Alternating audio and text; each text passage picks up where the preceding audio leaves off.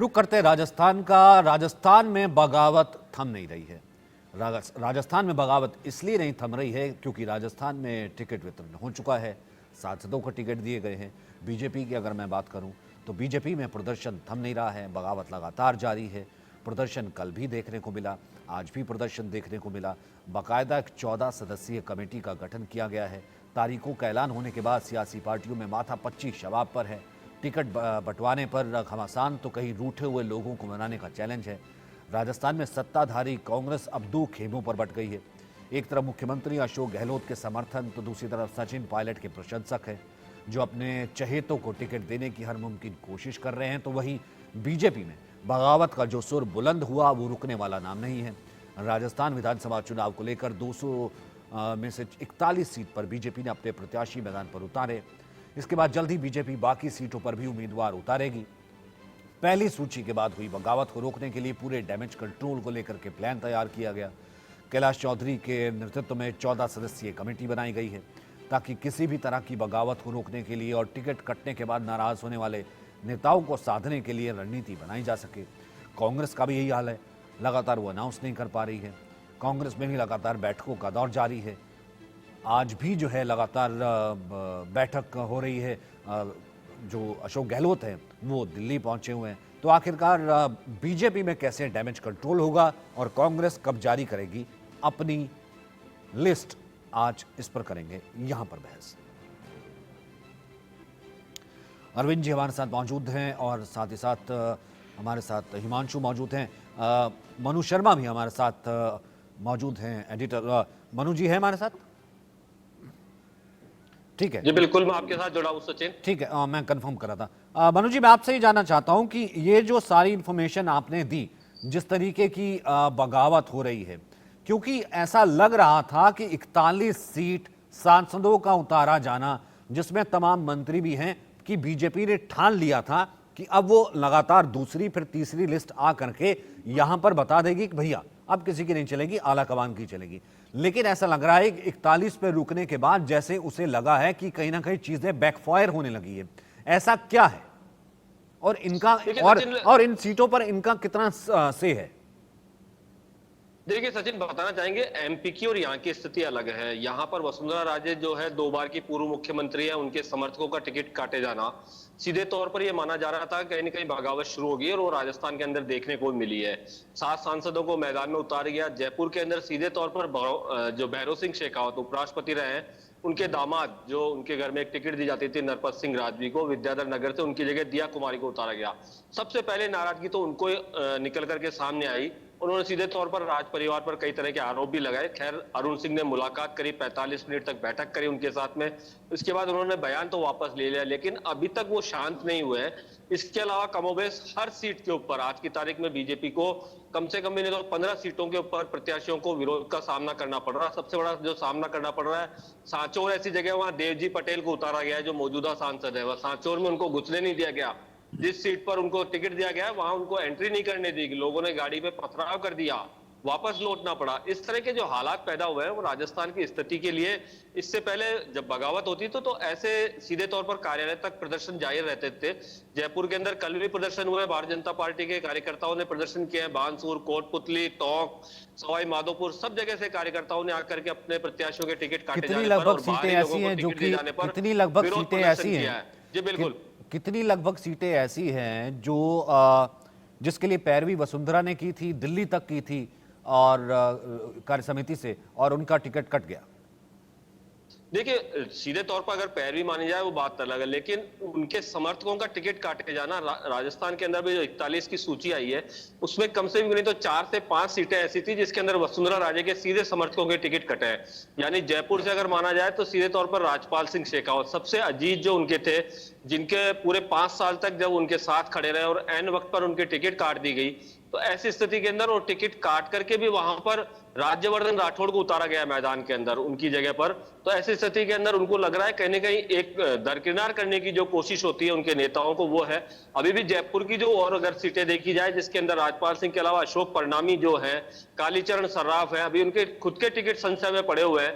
क्योंकि वसुंधरा राजे के सबसे निकटतम लोगों में माने जाते हैं अशोक परिणामी, कालीचरण सर्राफ, राजपाल सिंह शेखावत।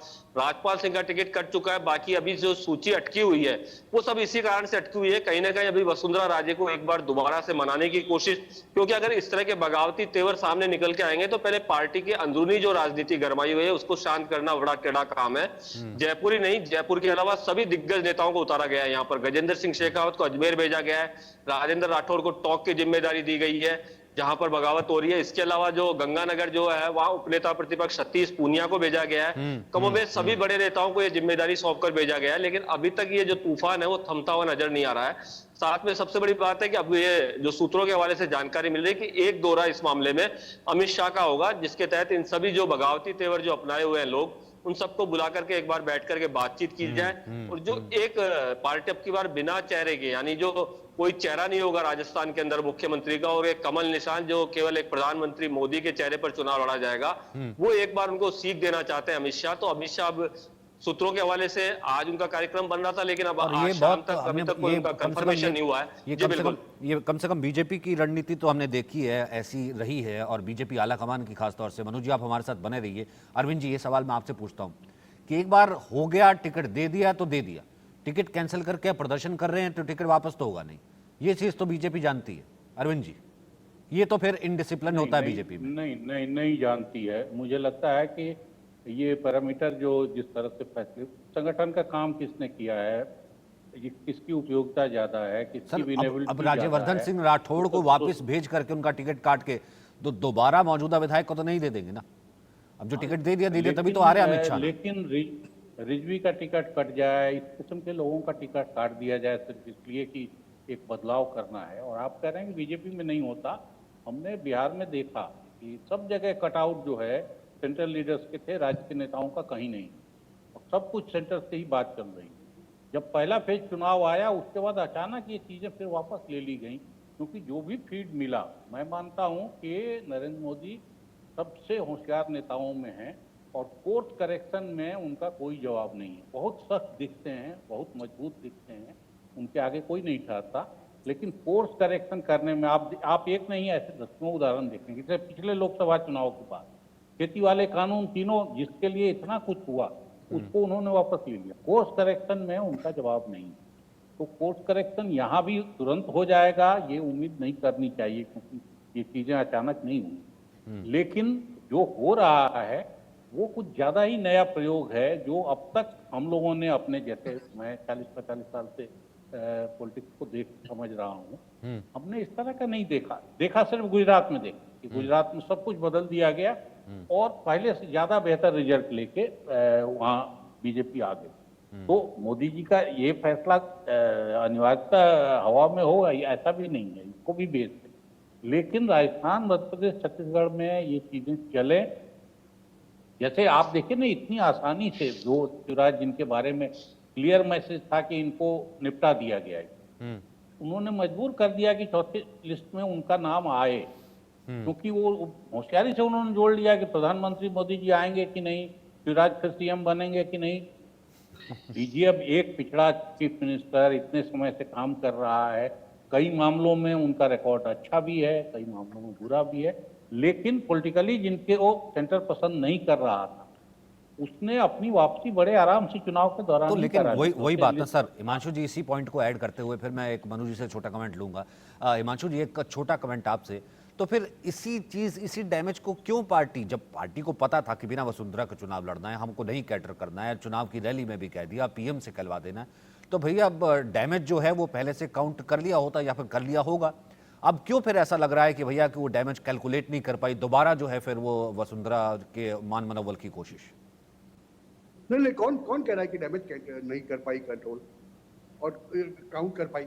मेरे हिसाब से तो, मैं जहां तक मैं समझता हूं, मैं राजकारण को समझता हूं, जहां तक मैं भाजपा की नेतागिरी को समझता हूं, मेरे हिसाब से तो पहले ही से ये तय था, Vasundhara Raje Scindia will not be the face for BJP. और उसकी सबसे बड़ी वजह थी 13-14 के बाद के उनके पर्सनल इक्वेशंस एक तरफ केंद्रीय नेतागिरी के साथ में, उसके बात करने का यहाँ समय नहीं है। और दूसरी बात ये थी उनका और गहलोत जी के समय का उनका जो कनेक्शन रहा है दोनों के बीच में, वो बहुत बड़ी तरह काम कर रहा है अभी। और आप देखेंगे कि भाजपा नेतागिरी जो आजकल की है केंद्र के अंदर, नरेंद्र भाई और अमित भाई की है, वो लोग माफ कर देते हैं, भूलते नहीं है, और काफी चीजें याद रखी गई है। और ये राजस्थान में आपको दिखेगा, उसकी वजह ये है ठीक है, मैं एक लास्ट कमेंट मनु जी से ले लेता हूं, मेरे पास वक्त इतना ही है। मनु जी, ये चीज ये चीज याद रखी गई है क्योंकि चीजें जो है माफ कर देते हैं, भूलते नहीं है। तो यहाँ पर अमित शाह, राजस्थान में बिल्कुल दो मसले ऐसे हुए थे सचिन, मैं आपको बताना चाहूंगा, जिसके अंदर पहली बार जब प्रधानमंत्री मोदी का जब ये दूसरे टर्म में जब कार्यकाल आया था, मंत्रिमंडल बनना था, तो वसुंधरा राजे ने ऐसी वहां पर सारे विधायकों को अपने सांसदों को एक साथ बिठा करके इतना दबाव बनाने की कोशिश करी कि जिसको वो चाहे वो मंत्री बनवाए, केंद्र के अंदर अपने बेटे को मंत्री बनाए। दूसरा जब वाकया हुआ कि सचिन पायलट जब यहाँ पर मानेसर चले गए अपने साथी विधायकों के साथ में, और उसके बाद में जब लौटे और विधानसभा के अंदर फ्लोर टेस्ट था, तो वसुंधरा खेमे के कम से कम 5 से 6 विधायक तो गायब हो गए, जिसमें जब बहाने बनाए गए तो ऐसे बनाए गए जिसको कोई सोच समझ नहीं सकता। गाड़ी का टायर पंचर हो गया, वो पहुंच नहीं पाए, लेट हो गए, जबकि वो सब लोग एक ये माना जा रहा था सीधे तौर पर कहीं ना कहीं वसुंधरा राजे समर्थक जो विधायक हैं वो केवल इसीलिए गायब हुए हैं कि फ्लोर टेस्ट में अगर कहीं कमी पड़ती है गहलोत को तो उनकी कहीं ना कहीं मदद हो। तो ये सब चीजें जो अभी कह रहे थे, सीधे तौर पर साफ तौर से जाहिर है कि जो नरेंद्र मोदी हैं और अमित शाह हैं, उन लोगों के सामने ये सारी रिपोर्ट्स जो थी वो पहले भी गई हैं, और अभी भी जिस तरह के हालात हैं पार्टी के अंदर वो सारी रिपोर्ट्स उनके पास में है। इसी कारण से पूरा जो राजस्थान के तमाम बड़े दिग्गज नेता हैं उनको मैदान में उतारा हुआ है इस वक्त में कि वो जाकर के सीधे तौर पर बागियों से एक बार बातचीत करें। नहीं अगर बागी मानेंगे तो सीधे तौर पर सख्त कार्रवाई का एक्शन भी ले सकती है पार्टी, क्योंकि पार्टी के पास में ऐसा है नहीं, पूरा कैडर बेस जो लोग खड़े हुए हैं, तभी तो कुछ लोग हमने हैं देख जो लिया ना सीधे तौर पर जो आकर के कार्यालय तक पहुंचकर प्रदर्शन कर रहे हैं। कह दिया ना बस हो गया, क्योंकि यहाँ पर पार्टी इसको बेहतर तरीके से जानती है और जाहिर सी बात है उसकी गुंजाइश है नहीं। बहुत बहुत शुक्रिया आप तीनों का मेरे साथ जुड़ने के लिए।